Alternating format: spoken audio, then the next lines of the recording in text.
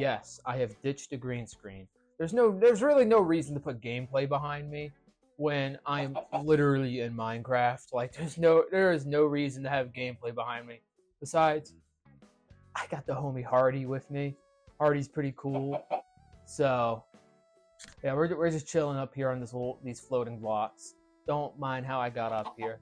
Actually, it's pretty simple. I have an elytra, but you know. On today's episode of the Gaming Gumshoe, we're really sticking with the Gaming Gumshoe, huh? We will be discussing no games. No games. There's no games. Games don't exist. Video games don't exist. Actually, the world I'm in doesn't exist. No, that's not what I mean, though. No games is a joke that refers to Xbox and PlayStation. Well, I guess if you don't know, they don't have games. They do have games. They do have games, but they don't.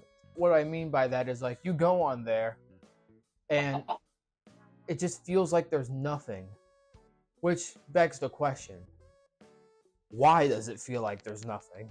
Now, there's a myriad of other issues that's wrong with the consoles, but the main thing I want to focus on is the no games. There's a video I'm gonna link in the description from a guy called Zenkai Goose.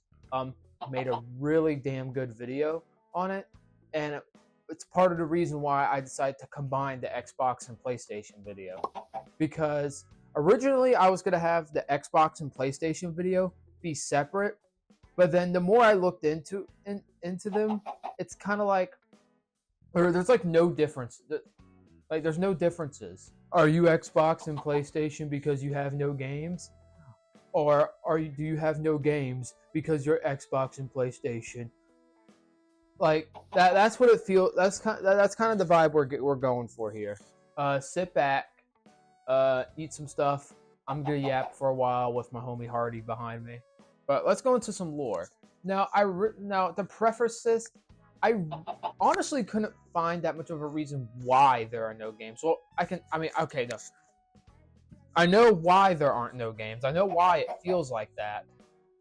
But I don't know why. As in, like, why are they, like, I don't know why. Why? I don't know. I know why, but I don't know why. Do you see what I'm getting at? I'll link some videos in the description for anybody who wants to learn more. I'll even link some articles that I've read. We're gonna start with the PlayStation. PlayStation story, it starts like any good villain story. Top 10 anime betrayal.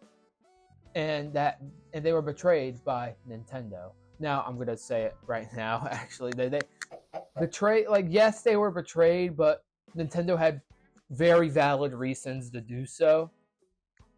So, it's more like Nintendo was leaving a toxic girlfriend.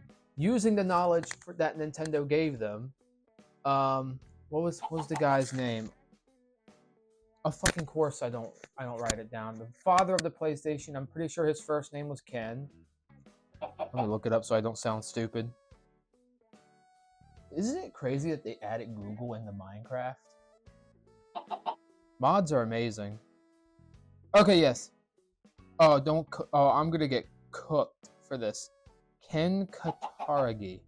I'm gonna get cooked in the comment section for that fucking pronunciation. I'm just gonna call the homie Ken from Street Fighter. Ken didn't want to give up on the console industry. The higher ups at PlayStation saw the console industry as just some fad, you know, it's a little play thing for kids. But Ken, he didn't want to give up. So, through a lot of convincing and hard work, you know, cue the anime montage, the PlayStation is made. And also, I just want to say, like, Sony's relationship with Nintendo actually goes pretty far back. Not like far back, but the sound chips for the SNES, Sony made them. And there were several reasons why the PS1 was so popular. Honestly, and there were many reasons why the PS1 was so popular. A few of the reasons was the CD-ROMs that they used for games. And by CD-ROMs, you know, the discs. You know, the discs that always get scratched up.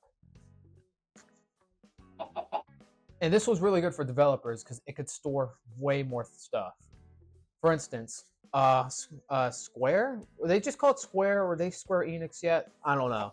But Square left Nintendo and went over to PlayStation to make Final Fantasy VII because you couldn't store all that stuff on a Nintendo 64 cartridge.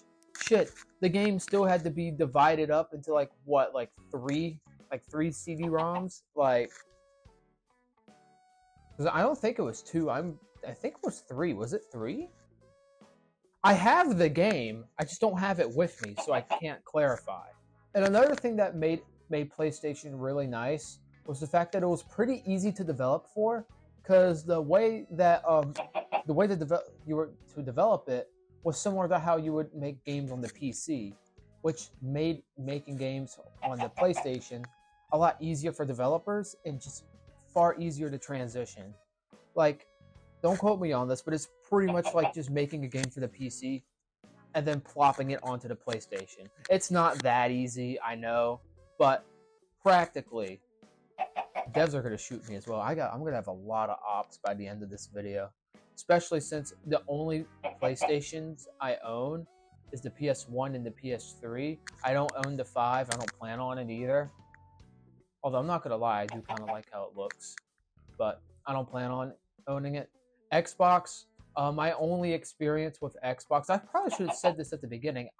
My only experience with Xbox was going over to like my friend's house and playing Halo on there for a while. Really fun, by the way. I'm pretty sure it was the campaign for Halo 2 I played for a while. Really fun. I really liked it. I really liked it. I want to.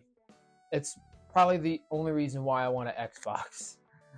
There's many other games I can guarantee, but that's the main thing.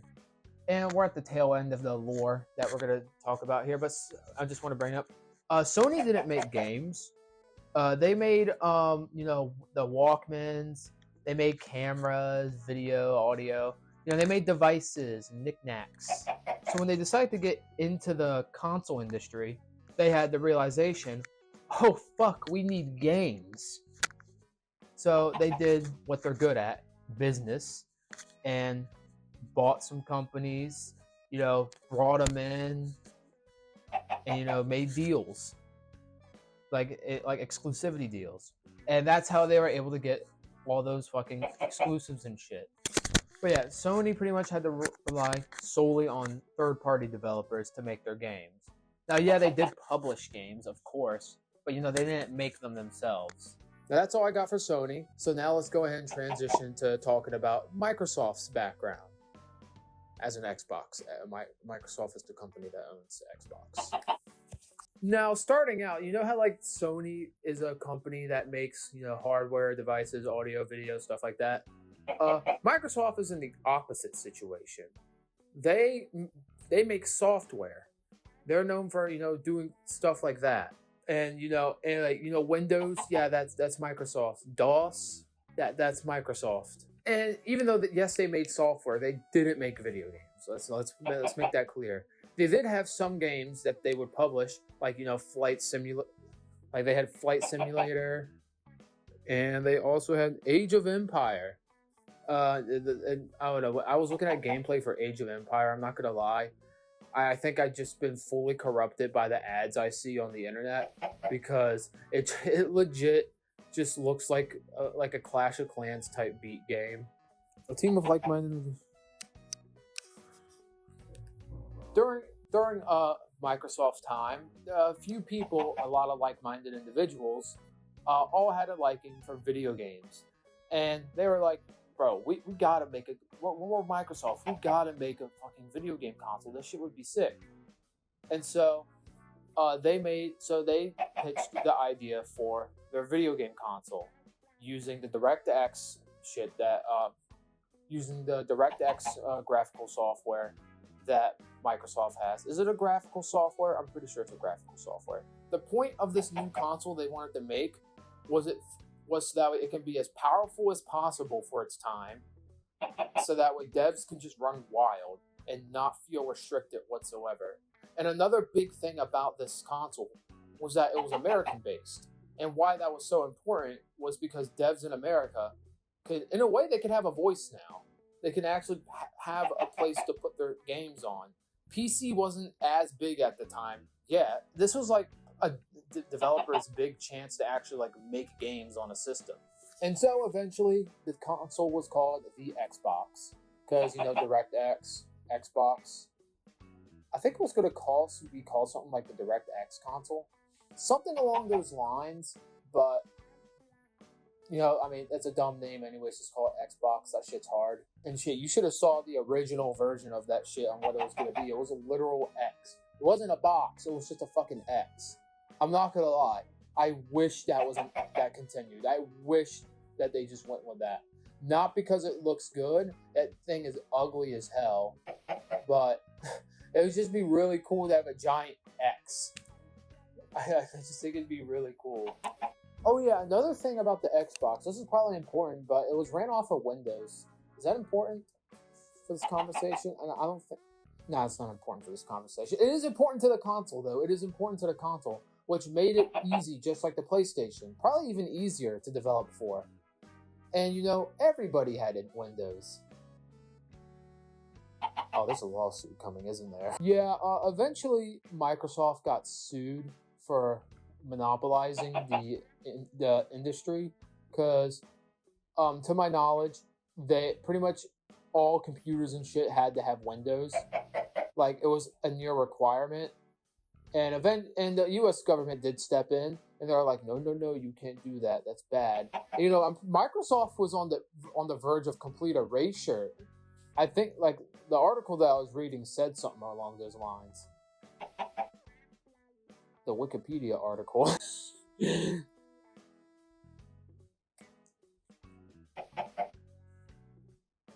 But, you know, Microsoft eventually just put their hands up. They're like, okay, yeah, we concede. You know, we'll do whatever. And that was the end of that. You know, now, you know, computer manufacturers, they didn't have to have Windows. You know, they had choice. They had choices, as they should. But the reason why I bring that up is maybe potentially. Is there any other?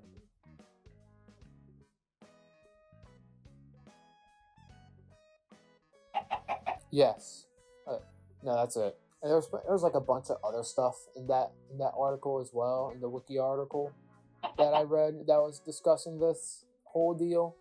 But I'm not going to get into that legal jargon. We're just going to get right down to the meat. I bring it up because I kind of want to throw them a bone. Because, like, maybe they don't want to keep exclusives on their system. Because maybe it might be a form of a monopoly. Like, you're monopolizing that specific game. Maybe they just don't want another lawsuit. I'm scraping the bottom of the barrel, trying to come up with reasons. But yeah, the reason why I wanted to go into their history is maybe find out some meaning to why, you know, these consoles don't have games, because this is a good time to transition into our 3 points. There are 3 main points I have onto why they don't have games. Not the why, but the why. And the first reason why they don't have games is just, I mean, they're just putting out absolute fucking slop. It is actual just slop. Because actually, like, any game you purchase nowadays, it's not like back then where you just plop the game in, you put the cartridge in, and then you can play the game immediately. No, like, nowadays, like, you put the game in, and then you have to download an extra, like, 30 to 200 to 300, 400 fucking, I don't know. Games are too big. Like, isn't, like, the new Call of Duty game supposed to be, like, 200 plus gigs? Games are just too big. They're legit too big. And like, that's, I don't know the reason why. Like, that makes sense. Like, they're doing more. You're doing more and more stuff. Therefore, it's going to take more and more storage. No shit. But it's just like, I don't know. Like, micro SD cards can hold, like, terabytes worth of data. So, like, should we go back to cartridge? Because I know Nintendo does that. But also at the same time, I'm pretty sure a lot of their games have day one updates as well. I'm not certain. I don't remember Super Mario Odyssey having one, or Super Mario Wonder. But I'm pretty sure with every game you have to like install it onto the system, which is how every single game works nowadays. It just doesn't feel good, especially when I know people personally to where so like I'll tell you a story.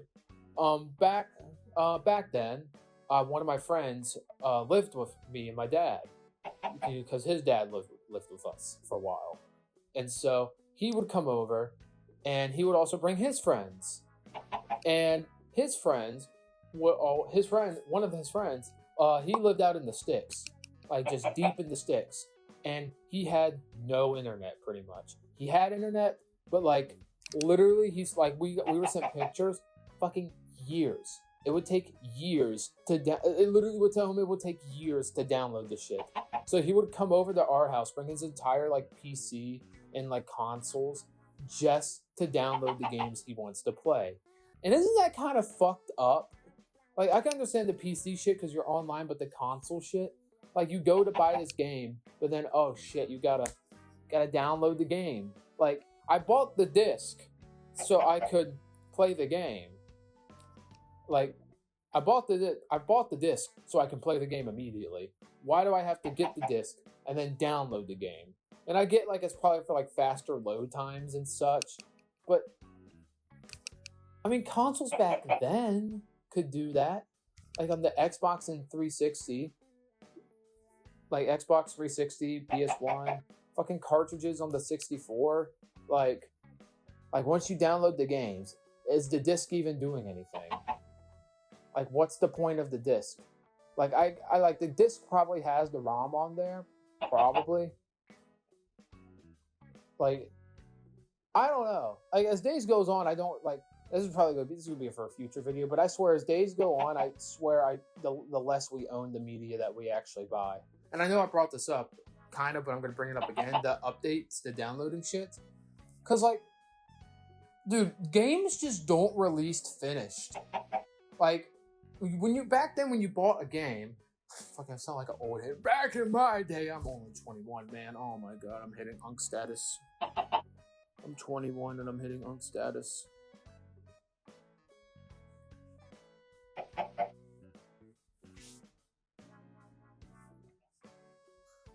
Yeah, I just kind of wonder if maybe like we should try like I don't know what the limit CD-ROMs have, and I guarantee the discs we use now are better than the ones back then. No shit, but I wonder if we're hitting the limits of disc storage, and we probably need to go back to cartridges, because like a cartridge is like how much nowadays? Like what? Well, not a cartridge, an SD card. And a micro SD card, like that's like to get like a 32 gigabyte one, you can probably get that for like 16 or like under $20 guaranteed. You can get it for under $20. Like that's super cheap. And I just wonder, like, is that anything? I'm gonna go to my next point, transitioning. The price of games. They're so fucking high. The price of games are so high. And I just want to, like, I'm going to start off, like, this was going to be the tail end of my argument, but being that I'm bringing up micro SD cards and their price, I want to talk about this now. Okay, so you have a physical copy. Why is the physical copy just as expensive as the digital copy? That makes no fucking sense to me. Like, I imagine, like, if you buy something physically, you're also paying for that physical thing, you know, and you're paying for the fact, you know, that people manufactured it and stuff in a factory. And it makes me wonder, like, why am I paying the same amount as the digital version? Like, isn't the point of digital to make shit cheaper and more accessible? Well, I wouldn't say accessible. I would say easier. Like, why? Like, why is it the same price? Like, at least, like, have, like, a $10 cut at minimum. Like, if I'm getting Breath of the Wild, like, I know I'm bringing up Nintendo a lot just because I play them a lot, but, like, if I'm getting, like, Breath of the Wild, that should be, like, $50 on the eShop, and then $60 the physical version. Like, that just makes the most sense to me. And now, them being the same price does make, like, I guess it's, like, you have options, you can pick and choose. But I still think it's fucking bullshit. At least with Nintendo, they have like a voucher thing where it's like, pay $100 and get 2 games. That sounds fucking stupid. It's like $100 for 2 games. Holy fuck.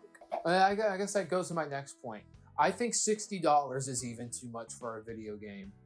I think games should be around 40 and not breach 50. I can cope with 60 mainly because I'm used to it.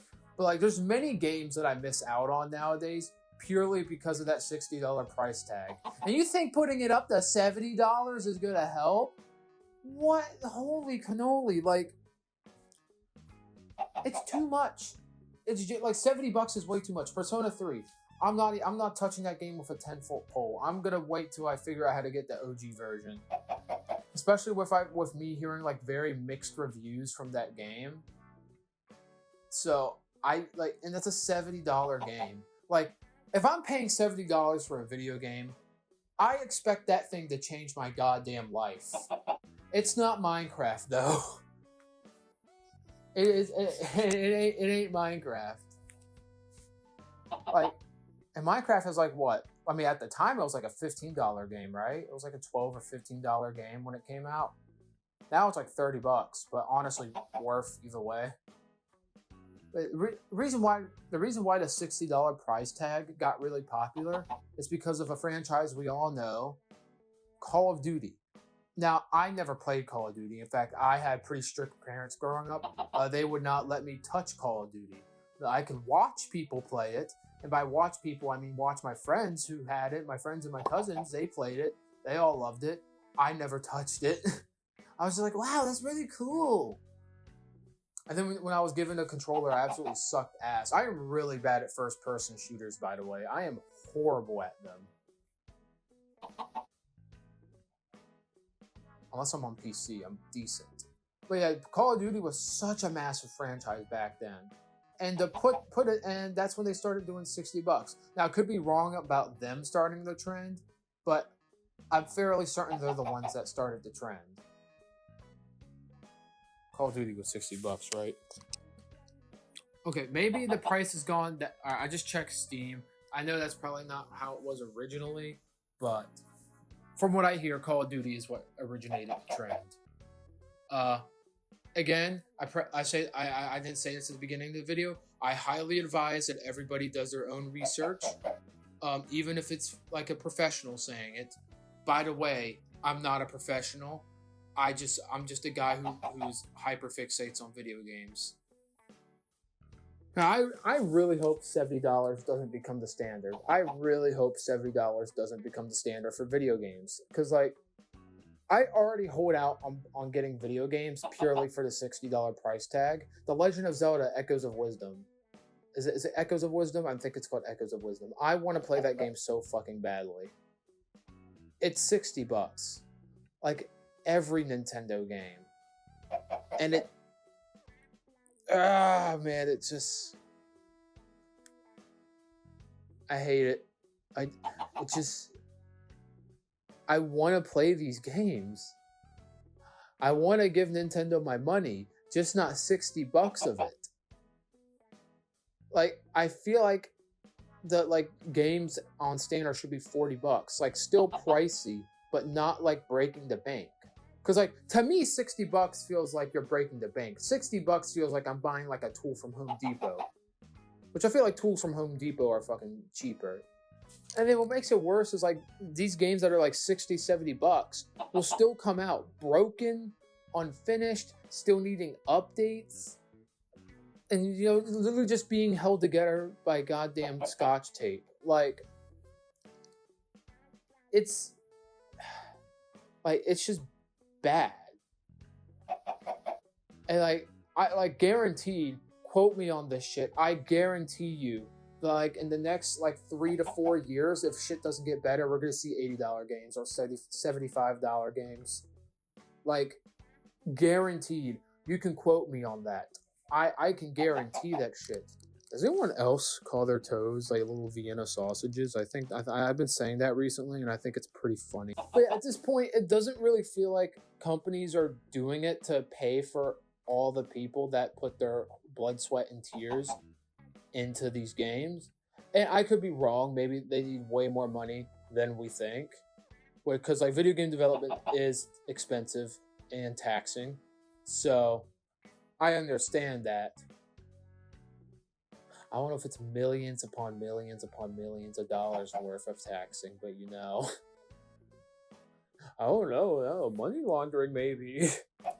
So I could be pretty ignorant on this part, and I could be wrong because I'm not an insider. I'm just a guy who sits on a floating island talking about his hyperfixations. So I don't got that much merit. But what I can do is just say what's on my mind, and that I hope the people that make the games are getting paid what they should be getting paid. They're probably not. They're 99% chance probably not. Actually, oh man, no, they're down bad. They're probably so down bad. Because like you got to think about so much when it comes to that, and guaranteed like. Of the games that are being made, like half of that is going straight to the CEO, and then the other half is being divided up to all the people that made it. Like $30 going to like the higher ups, and then the other 30 going to the hundreds of people that made the game, and they're all having to divide that up. Like the only way I think video game like companies and shit make their money. Well, then again, there's also investing, because I know there's a lot of investing in shit when it comes to video game companies, and maybe that's the reason why there's no games. I know that's the reason for many other things, like live service games. That's a topic for another day. Maybe it's the fact that people are investing a lot, you know, like not people, but like, you know, rich motherfuckers, you know, big bucks, big business. Those are the type of bastards that are putting all their cash and shit into video games. And they're not doing it because they like video games. Hell no, they want the money. It's video games, the biggest entertainment media there is on this fucking planet. Right?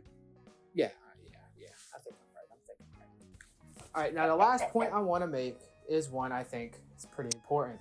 There's no fucking competition. Think fast, Chuckle Nut. Name 5 PS5 / X-Xbox exclusives. Actually, let's get rid of the slash and say and. Yeah, you couldn't think of any, can you? Yeah, you're still thinking. Nah, alright, time's out. Yeah, you're up. You're done. You're cooked. There's no... You're probably the only one you can think is like Astrobot. That's probably the only one you can think. Xbox, I genuinely can't think of any. I think PlayStation has Ghost of Tsushima. Is that what it's called? Hold on. Wait. No, they don't. It's on Steam. No, they don't got shit. They got Astrobot. That's it. No, and they don't have Spider-Man either. Spider-Man's on Steam as well. The God of War Ragnarok. I'm pretty sure that's on Steam. And let me look it up again. God. Yeah, there's nothing. I think this is the biggest reason why it feels like there's no games, in my opinion. This is like the biggest reason. They have no fucking exclusives. None. Like, and by exclusives, let me explain what an exclusive is. An exclusive is a game that's only on that system. So, it's not on PC. It's not on any previous gen software. I mean, it's not on PC. It's not on any previous hardware. It is exclusively on the PS5 or Xbox X. Dude, Xbox needs to, dude, if they, I don't know when they're gonna do a next gen shit. They need to fucking change that name. The Xbox Series X is such a bad name, bro. They could have. That is so bad. Please, when are we gonna get the Xbox 720? Please. Like, there's just no games. There's no games on these systems, and therefore these systems have no identity. There's no specialness. There's no magic. It's just a fucking brick that can play games that a PC can play. Like, there's no point in owning a PS5 when a PS4 and a PC can play these games. Like, there's no point. Like, why save up the money? Like, you got the PlayStation Pro that's coming out. Like, why get a PlayStation 5 Pro when I can wait longer and then get a PC or a laptop? Like, shit, I'm using a laptop. I use a laptop to do everything. Like, I know gaming laptops, you know, oh, shit, fans, oh, shit. Like, no, genuinely, I've used this laptop for nearly 4 years now. And this shit's got me through thick and thin. Now, I also know how to, you know, upkeep it as well. I take it apart at least monthly to, you know, clean it out and do whatever I got to do. But still, it's one of those things where it's like, why? Like, there's no point in me owning a PlayStation or Xbox when I can just play the shit on my PC. Like, I literally played Halo Infinite on my PC. Not all of it, of course. There was like some free thing going on with it, so I played that for free for a while and thought it was dog shit. There might be some exclusives on the PS5, like maybe less than the amount of fingers on my hand. And honestly, I can't even think of an Xbox exclusive right now. Then again, I am like super out of the loop on Xbox, so go figure. If y'all want to put the games that are exclusive, and like the definition of exclusive that I stated in the description, do it. You know, games that are only on Xbox. Which I brought this up earlier on maybe why Xbox doesn't do it, but then you know, PlayStation's doing it as well. Like, the only reason why I can think they're doing it is so they can make more money. Because, like, if it's on PC, that means more money that can come to us. Because the games are still published by Sony and Microsoft, the ones that they're making. I'm 90% certain they are. So, I think it's just money. You know, have more apples and more baskets. So, more apples. Like, they have more baskets to collect more apples. That's a better way to say it.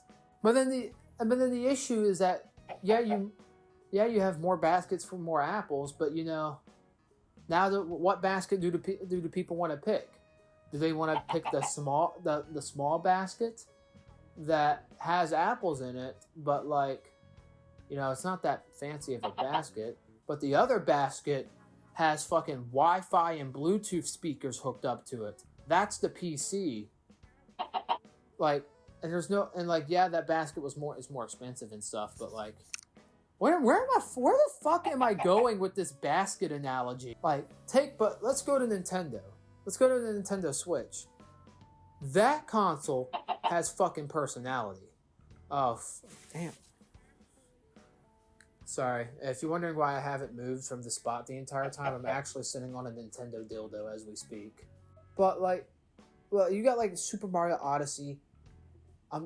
Breath of the Wild, but that's kind of going against what I said earlier because it came out on the Wii U, but who the hell played that game on the Wii U anyways? It's the Wii U, for Christ's sake. Then you got like Pikmin, you got Pikmin 4, Splatoon 2 and 3. Like, this console has personality because of its games. And it's already a kooky console as is, you know, the Switch feature and stuff. By the way, the Switch is probably one of, if not my favorite console. I love the Game Boy SP a lot. But like, it's just something about the Switch that's magical. And that's because of the games. Xenoblade Chronicles 2. What other games I can think of? Because there's just so fucking many. Mario Wonder. Like, there's so many fucking games. It's actually so many. I was going to bring up Miitopia, but that's biased because I fucking love Miitopia. Like, there's just... you got a treasure trove. You got so many fucking games to choose from. Tears of the Kingdom, of fucking course. And then there's also Link's Awakening. And now Echoes of Wisdom. Trying to think. Oh my god, Metroid Dread, dude. Okay, you get what I'm getting at? There's console. There's personality. There's console. What? There's personality. There is personality. That is what I'm trying to get at. What I'm trying to get at is that there is personality. Like, the Nintendo Switch would be nothing if it weren't for their games. These games, the IPs that Nintendo has an absolute fucking stranglehold on, is what gives the console life. If Nintendo didn't have the IPs solely on their system, there would be no point in playing their system straight up. Like there wouldn't be. Now, yeah, Nintendo does kooky things with motion controls and stuff. Please, Nintendo, keep doing those things. I like it when you get wacky. Like, they have that stranglehold for a reason, because if they didn't, they wouldn't be Nintendo. There would be no fucking point. Sony and Microsoft, they need to keep their IPs on their systems. God of War needs to stay on the PS5. Halo Infinite needs to stay on the X-Xbox. Games like this should be exclusive. They should stay on there, because that's what would give your console personality, life, that magical feeling that you can't get anywhere else. And if you can get it at other places, then what's the point? Because like it's not like it's kind of like, you know, like my relationship with Nintendo and PC, like it's kind of like going from one vacation home to another. Like you can't like, and one vacation home is like a nice beach, it's a tropical beach, and the other one is like far up north in like the tundra. You know, you do your snowboarding and shit. Like two completely different environments that'll give me different experiences. But with PlayStation and Xbox, if you're trying to go from one of those to PC, it's like going from one beach house to another. Maybe the air is saltier somewhere else, but you know, it's just the same. And that's pretty much all the points I have. This video actually originally had like 9 points I was gonna make, but I dumbed it down to 3. Hopefully this doesn't breach like 20 minutes. Also, it won't require that much editing, I hope. So that's all I got. I would suggest, you know, more ways to like help the industry. Like, is the industry cooked? No, the industry's not cooked. It's not. It's at this point, it's too big to fail. Maybe the console industry might be a little shaky. Nintendo would be doing fine though. Sony and Xbox, though, they might get their shit together. Who knows? But you know, just like me sucking off Nintendo, I know they got people sucking them off too. So you know, it just is what it is. But yeah, what do you guys think? Is there anything I missed out on? How do you think the industry's doing? What are some ways Sony and Microsoft can, you know, actually, you know, buckle down? I'm gonna leave that to y'all. I'm gonna figure out how to get down from here. I mean, I have an elytra, but I mean, I kind of want a water bucket down. Honestly, I mean, that'd be pretty cool.